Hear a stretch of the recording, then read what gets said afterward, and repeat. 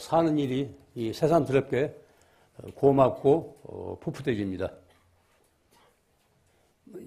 도시에서도 그렇게 했지만은 산중에서 살면 날씨 영향을 많이 받게 됩니다. 날씨가 우중충하고 또 비바람이 치고 그러면은 괜히 짜증나고, 오늘처럼 이렇게 화창한 날씨에는 또 마음이 활짝 열려가지고 아주 즐거워지고 그럽니다. 이 빨래를 빨랫줄에 넣으면서 곧잘 서정주의 그 푸르른 날이라는 그런 게 시를 두런두런 외우게 돼요. 뭐 잘 아시겠지만, 눈이 부시게 푸르른 날은 그리운 사람을 그리워하자. 저기 저 가을 꽃자리 초록이 지쳐 단풍 드는데 눈이 내리면 어이하랴, 봄이 또 오면 어이하랴. 내가 죽고서 내가 산다면, 내가 죽고서 내가 산다면. 이 가을날 오후 시를 읽고 있으면 마음이 아주 그윽해져요. 시는 그 언어의 일종의 결정체입니다. 그 안에 우리말의 넋이 살아 있습니다. 시를 두런두런 외우고 있으면 우리말의 아름다운 그 속 얼굴이 투명하게 드러나요. 가끔은 바쁜 일상 속에서 시를 들어 읽으십시오. 지난날 우리가 소년이냐 소녀 시절, 고등학교 시절, 중고등학교 시절 서로 이제 뭐 시를 외웠지 않습니까? 때로는 그런 그 시를 읽으면서 자기 삶을 새롭게 가꿀 필요가 있습니다. 시를 읽으면은 피가 맑아져요. 무뎌진 감성에 녹이 벗겨집니다. 우리들 뭐 세상 험한 세상 사느라고 우리들 감성이 얼마나 무뎌졌어요. 달이 뜨는지 해가 돋는지 별이 있는지, 특히 뭐 도시에서는 뭐 환경 자체가 그러니까, 그런데 거의 모두 무뎌지고 있습니다. 저는 요즘 밤으로 당시를 들어 읽고 있는데, 왕유나 백낙천의 시를 읽고 있으면은 이 사는 일이 새삼스럽게 고마워집니다. 우리는 요즘 눈을 뜨기 무섭게 지겹고 짜증스러운 뉴스에 크게 위축되고 있습니다. 미국발 금융 위기가 어떻고, 외환 사정이 어떻고, 펀드와 주권으로 몇 조 원을 날리고, 농사를 짓지도 않는 사람들이 국민의 세금으로 이루어진 쌀 직부금을 받아가고, 들리는 소식마다 우리를 몹시 우울하게 합니다. 하나부터 10가지가 그저 경제와 돈 타령이에요.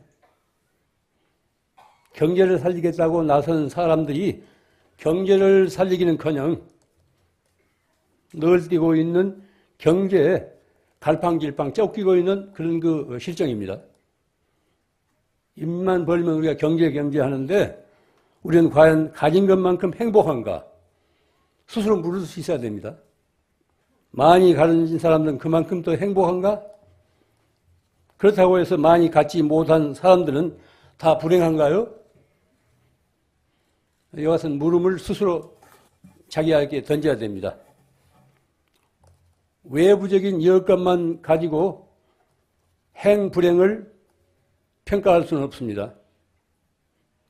많이 가졌으면서도 살 줄을 모르면 불행하고, 적게 가지고 있으면서도 살 줄을 알면 얼마든지 행복하게 살 수 있습니다. 그렇기 때문에 행복과 불행은 외부적인 상황이나 여건에만 있지 않고 내적인 수용 여부에, 즉 받아들이는 삶의 자세에 행복과 불행이 달려있다고 할 수 있습니다.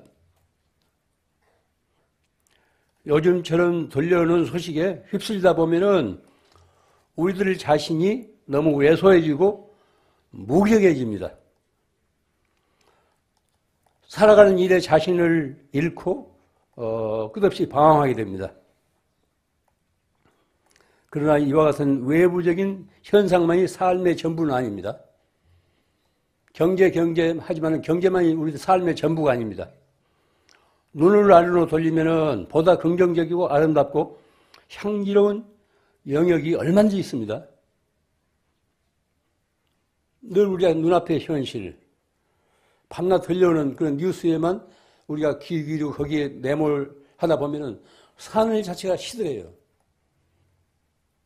그런 외압에 짓눌려서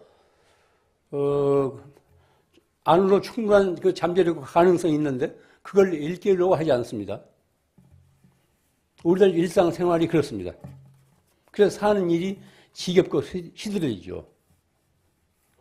옛 사람들은 어떻게 살았는지 그 자취를 살펴보면 그 후손인 우리들이 배울 바가 참으로 많습니다. 250여 년 전 서울을 배경으로 활동한 장혼이라는 선비가 있습니다. 선비라는 그 당시 지식인이죠. 그는 인왕산 아래 옥류동 걸작에 있는 허름한 집 한 채에 마음이 끌려가지고 언젠가 그 집을 사들여서 꾸미고 싶은 소망에 아주 부풀어 있어요.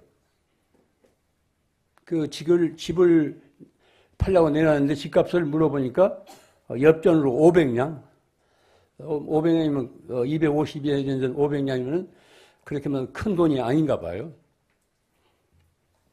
그래서 이걸 자기가 이제 사가지고 그런 꿈을 꾸어요. 집 둘레는 평소 자신이 좋아하는 나무를 심고 꽃을 가꾸고 채소밭을 일구고 사는 꿈에 그는 늘 부풀어 있습니다. 이 평생 소망의 그 부록에서는 자신이 꿈꾸는 그 이상적인 주거 공간에서 어떻게 살겠다는 그 생활의 모습이 낱낱이 제시되고 있습니다. 내가 누리는 행복, 일상에 쓰는 도구, 늘 하는 일, 귀중하게 여기는 책, 즐기는 경치, 조심할 것 등을 차례차례로 나열하고 있어요. 그 중에서 이제 맑은 복 8가지를 들고 있는데, 그것은 다음과 같습니다.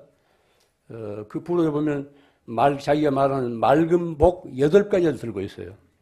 첫째, 태평시대에 태어난 것. 둘째, 서울에 사는 것. 셋째가 자기 자신이 다행히 선비축에 낀 거라는 거예요. 어느 정도 이제 교육을 받았다는 거죠. 선비축에 낀 것. 넷째가 문자를 대충 이해하는 것. 뭐 겸손한 표현이에요. 문자를 대충 이해하는 것. 다섯째, 산수가 아름다운 곳 하나를 차지하는 것. 여섯째, 꽃과 나무 1000그루를 가진 것. 뭐 대단해요. 꽃과 나무 1000그루를 가지고 있었던가 봐요. 또 일곱째, 마음에 맞는 벗을 얻는 것. 여덟째, 좋은 책을 소장하는 것. 이와 같이 그 맑은 복 8가지를 들고 있습니다. 지금 이 자리에 계신 여러분들도 각자 내 자신이 어떤 맑은 복을 지금 누리고 있는지 한번 돌이켜보세요. 일상적인 생활 속에서 정말 내가 조촐하게 지니고 싶은 그런 맑은 복을 한 번씩 있다면 한 번씩 들어보세요. 들춰보십시오. 뭐 그런 생각을 할 겨를도 없이 우리가 살았고 말미 흐리니 뭐 그런 그 분별도 없이 살았기 때문에 갑자기 생각이 나지 않겠지만 이 다음 한가할 시간에 내가 지금 순간순간 나에게 주어진 맑은 복을 내가 어떻게 받아 쓰고 있는가 한 번씩 그렇게 생각해 봐야 됩니다.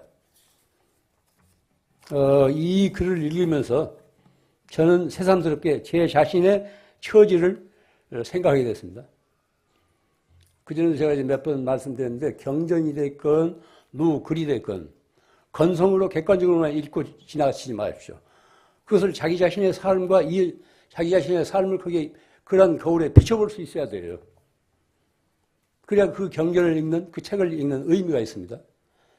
그 경전을 통해서, 그 책을 통해서 자기 자신을 읽는 거예요. 새삼스럽게 제 자신의 처지를 되돌아보게 됐습니다. 제가 산중에서 혼자 지내면서도 기가 죽지 않고 나날이 새로워지려고 하는 것은 무엇인가 내 뒤에서 내 자신을 받쳐주고 있기 때문에 그럴까 하는 그런 생각이 들었어요. 그럼 내 둘레에 무엇이 있는가?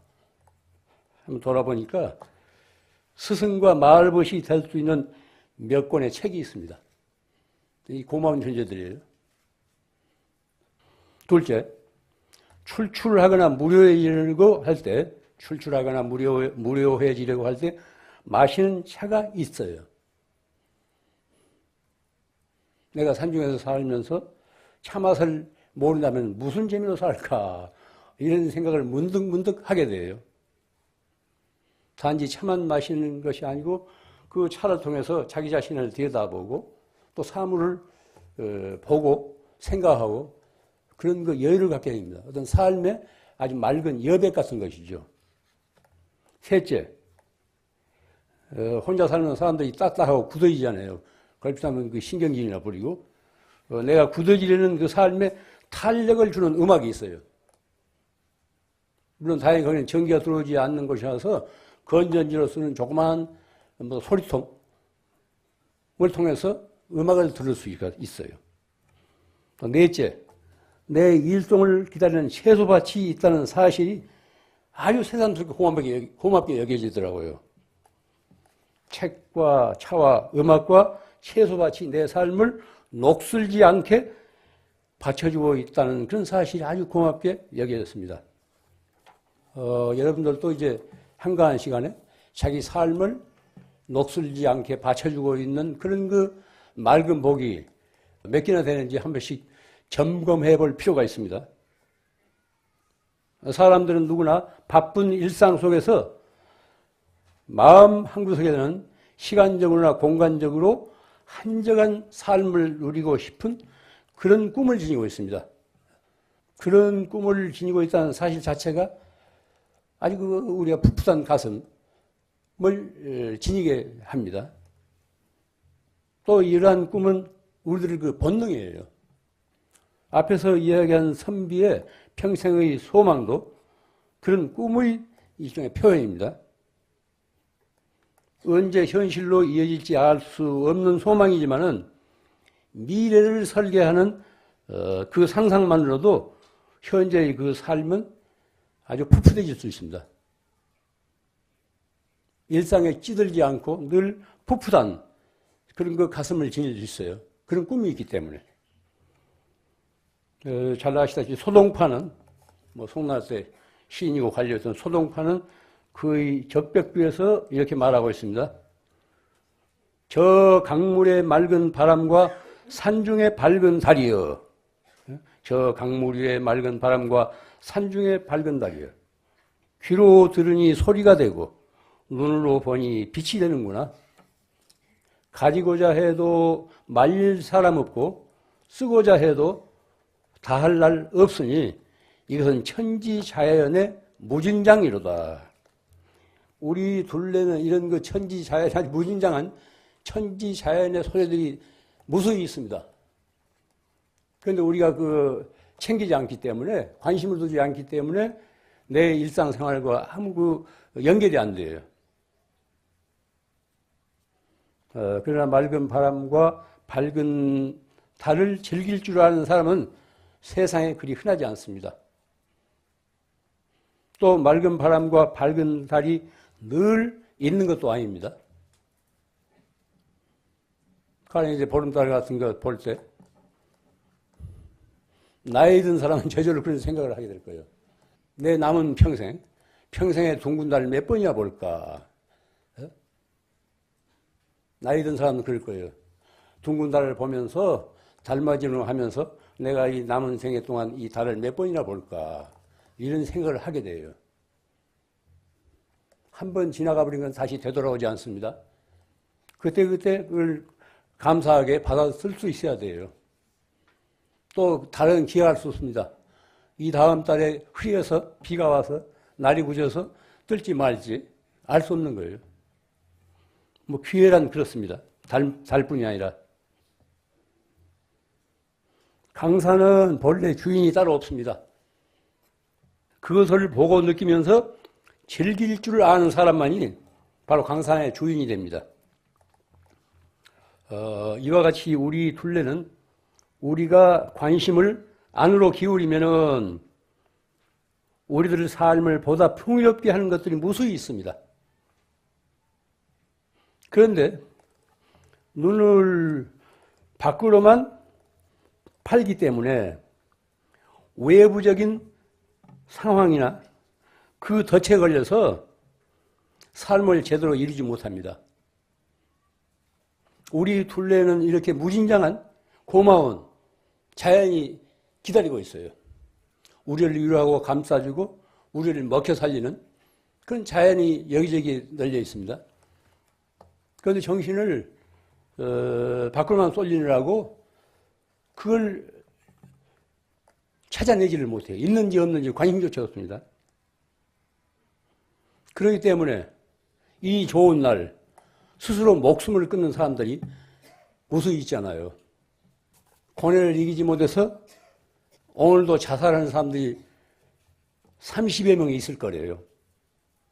결코 자랑스러운 통계는 아니지만 우리나라 자살률이 세계 경제 협력기구 국가 중에서 뭐 첫째 간다고 하지 않습니까? 한 해 12,000여 명. 하루로 치면 30여 명이 스스로 목숨을 끊고 있대요. 단 하나밖에 없는 자신의 귀중한 목숨을 스스로 끊고 있는 겁니다. 목숨처럼 귀하고 소중한 것이 어디 있습니까? 단 하나뿐이에요. 다시 되돌릴 수 없는 거예요. 단 이례적인 겁니다. 그런 목숨을 너무도 소홀히 여기고 있어요. 내팽개치고 있습니다. 이 순간에도 병원에서 사경을 헤매는 환자들은 단 몇 분만이라도 더 생명을 유지하기 위해서 산소 호흡기를 떼지 못하고 있는 그런 상황에 있습니다. 환자 자신만이 아니고 가족들도 얼마나 조마조마하면서 단 몇 분만이라도 더 살아있기를 소망하는 그런 그 가족들이 얼마나 많겠습니까? 이런 존엄한 목숨을 너무 무가치하게 내팽개치고 있다는 사실이 아쉬워요. 자기 혼자만 위해서 살거나 죽는 것은 더 따질 것도 없이 수치스러운 일입니다. 그 자랑스러운 일이 못 돼요. 이유가 개인적으로 봐서는 이유가 어디 있건 간에 자기 혼자만을 위해서 스스로 목숨을 내던진다는 것은 수치스러운 일입니다. 사람은 혼자만 사는 존재가 아닙니다. 시간적으로나 공간적으로 설사 떨어져 지낸다 하더라도 그는 가족과 친지들과 수많은 이웃들과 함께 삶의 흐름을 이루고 있어요. 제 기분대로 이탈하는 것은 결코 명예스러운 일이 못 됩니다. 스스로 자기 목숨을 끊는다고 해서 고통스러운 일들이 다 해결되는 겁니까? 죽음은 결코 끝이 아닙니다. 또 다른 삶의 시작이라는 사실을 깊이 헤아려야 돼요. 이것은 모든 그 동서고금의 선각자들이 자기 체험에서 몇 생을 겪으면서 체험에서 우러나서 하는 소리입니다. 자살은 자신의 목숨을 자신의 손으로 끊는 자해행위예요. 스스로 자기를 해치는 행위입니다. 그렇기 때문에 또 하나의 자해의 업, 스스로 자신을 해치는 자해의 업을 짊어지고 다음 생으로 이어지는 어떤 윤회의 사슬 같은 거예요. 윤회는 고통이 따릅니다. 우리들이 평소 보고 듣고 말하고 생각하고 행동하는 것은 업이 됩니다. 이것은 이례적으로 끝나는 것이 아니고 그게 업이 돼요. 말이 씨가 된다고 하지 않습니까? 말이 씨가 된다고. 죽고 싶네 하면 그는 결국 죽게 돼요. 이것이 업의 파장입니다. 업의 파장이라고. 말뿐이 아니라 보고 듣고 생각하고 그렇게 행동하는 것. 그러니까 누가 어떤 식으로 죽으면은 바로 그 다음에 그렇게 모방해가지고 또 그런 식으로 죽지 않습니까? 그게 업이기 때문이에요. 일단 내가 보고 뉴스를 통해서 보고 듣고 있기 때문에 평소에 그렇게 죽으리라는 상상이 안 하는데 문득 그게 이제 입력이 돼가지고 업의 파장에 의해서 크게 작용이 돼가지고 그 평소에 생각하지 않았던 그런 죽음을 맞게 됩니다. 업은 그 파장에 따라 단 한 번으로 끝나지 않습니다. 물리에서 관성법칙처럼 습관화돼요. 그래서 업력이 되고 업장으로 굳어집니다. 우리는 한 생애를 거치는 동안 특히 감성이 예민한 젊은 시대 누구나 한두 번은 자살의 충동을 가질 수 있습니다. 그렇지만 지내놓고 보면 그럴 만한 충분한 이유도 아닌데 한때의 고뇌의 늪에서 갇혀서 헤어나지 못해서 그런 생각을 하게 되는 거예요. 우리가 겪고 있는 막막한 고통은 늘 지속되는 것이 아닙니다. 흐린 날이 있으면 반드시 맑은 날이 있듯이 삶은 고정되지 않고 늘 유동적이에요. 모든 것은 영원하지 않고 늘 변합니다. 외부적인 상황도 변하고 자기 내면적인 생각도 변해요. 우리 생각이 늘 변하지 않아요. 어제는 죽고 싶다고 하더니 이제 오늘은 살고 싶어 하고. 자살의 충동을 느낀 사람들은 자신이 겪고 있는 고통이 끝없이 이어질 것 같은 그때의 절망감에서 뛰쳐내리는 거예요. 그건 한때인데 그런 절망감에서 도중 하차하게 되는 거예요. 얼마 전에 자살을 해서 세상을 놀라게 한 사람들도 그 막막한 한때의 덫에서 벗어나 맑은 정신으로서 인간사를 널리 살필 수 있었다면 그 한때 외골수의 생각에서 벗어나서 지금은 보다 넓은 시야로 자신의 삶을 새롭게 시작할 수 있었을 거예요. 다른 길이 없어. 그것만이 다 하고 외골수 생각하기 때문에 혼자서 생각하기 때문에 그 고정관념에서 벗어날 기약이 없는 거예요. 뭐 죽으면 모든 것이 해결될 것 같은 그런 환상에 젖어 있는 거죠. 누구든지 그 한때에 갇혀서 넘어지지 말아야 합니다. 굳은 일이건 좋은 일이건 어디 가냐 그것은 한때일 뿐이에요. 우리가 아프거나 또 집안에 어떤 걱정 근심이 있거나 또 그 밖에 이제 여러 가지 뭐 우환이 있거나 했을 때 영원히 지속될 것 같지만은 그건 한때예요. 거듭 말씀드리지만은 모든 것은 고정되어 있지 않고 늘 변합니다. 어려운 일이 닥쳤을 때 혼자서 해결하려고 하지 마십시오. 다 누구나 세상 살다 보면은 어려운 일에 닥치지 않을 수 없습니다. 그런 경우 혼자서 해결하려고 하지 마십시오. 혼자서는 일방적인 고정관념 때문에 그 늪에서 헤어나기가 어려워요. 가까운 친구를 만나서 뭐 그런 친구 없다면 절이나 교회를 찾아가 짐을 부려놓아야 합니다. 절과 교회는 항상 문이 열려 있어요. 종교는 그런 자문에 응하고 있는 사회적인 그런 존재입니다. 혼자서만 해결하려고 하지 마십시오. 해결이 기약이 없어요.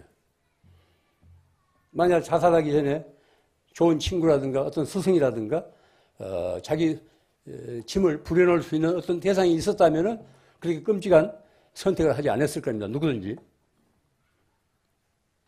사람은 살 만큼 살다가 제 목숨이 다하면 누구나 몸을 바꿉니다. 부처가 됐든 부처의 할아버지가 됐든 영원히 사는 사람은 아무도 없잖아요. 제 명대로 살다가 간다고. 마치 헌차를 버리고 새 차를 갈아타는 것 같습니다. 이것은 지극히 자연스러운 어떤 생명의 현상이에요. 그런데 한때의 극단적인 충동에 의해서 말짱한 차를 버리게 되면 새 차는 그전에 탔던 차만 못하게 돼요. 왜냐하면 이것은 앞에서도 이야기한 업의 파장 때문에 그렇습니다. 업의 파장 때문에. 이 몸을 버릴 때 모든 것이 해결될 것 같고 또 세만 받으면 이제 세 사람이 돼서 말짱할 것 같지만은 업이라는 게 영혼을 따라다니잖아요. 그림자처럼. 내가 평소에 보고 듣고 말하고 생각하고 행동했던 그런 업의 찌꺼기들이 설사 이 몸을 버린다 하더라도 이 다음 생애까지 따라온다니까요. 그 업력이라는 그런 겁니다. 업력이라는 게. 가령 아이들이 몇 살 되지도 않으면서 무슨 피아노에 소질이 있다, 무엇에 소질이 있다 하는 것은 금생에 익혀서가 아닙니다. 전생에 익힌 그런 잠재력이 어떤 때를 만나서 개발해서 그렇게 되는 거죠. 개인차라는 것도 그렇습니다. 우리는 지금 살아있다는 사실에 감사할 줄 알아야 됩니다. 당연하게 생각하지 마십시오. 이 고마움을 세상과 함께 나누기 위해서 우리는 지금 이렇게 살아가고 있습니다.